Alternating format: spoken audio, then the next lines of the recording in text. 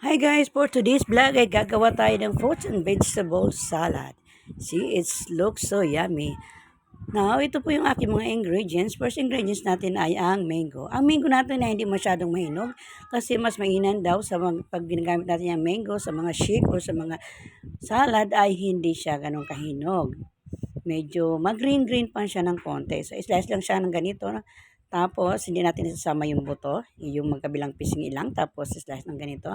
And then, ilalagay natin sa salad bowl. And then, ay so easy. Medyo mapurol ang aking kutsilyo. And then, nilagyan ko rin siya ng kamatis. Alam naman natin ang kamatis ay napakahalagang sangkap dahil ito ay maganda sa ating mga katawan, pampakinis ng ating mga kutis. So, at then, sinamahan ko na rin siya ng white onion o sibuyas. So, slice ko rin siya ng ganito.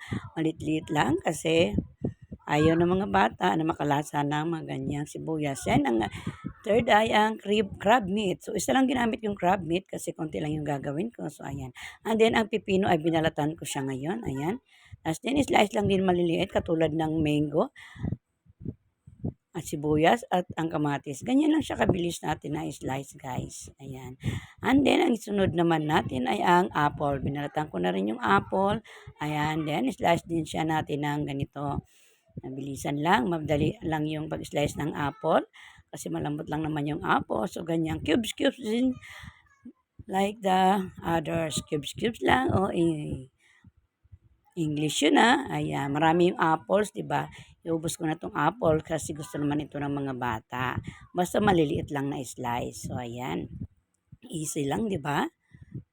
Minsan-minsan talaga ay gumawa tayo ng mga healthy diet ng mga food. So, ayan ang lettuce. Ay easy lang ang lettuce dahil ito ay malambot at hindi ko masyadong dinadamihan ng lettuce kasi alam mo naman yung mga bata ayaw nila ng dahon, char.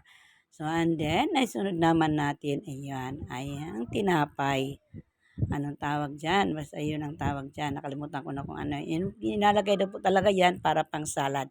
At then, ang aking yogurt, Greek yogurt ang ginamit ko dyan.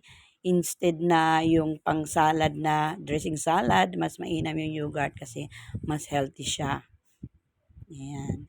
Then, halo-haloin lang natin ng ganito. Pag napagsama na sa bowl salad o salad bowl, ay mix lang natin yung ganito ng mabuti. Ayun.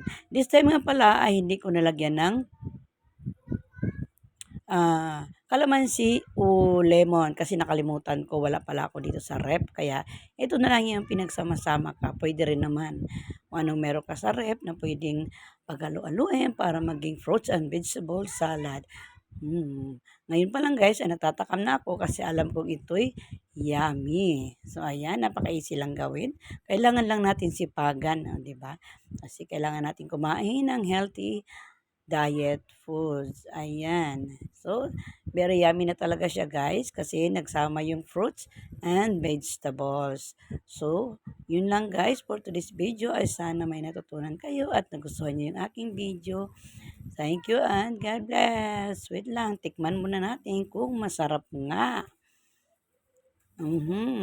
Thank you very much and God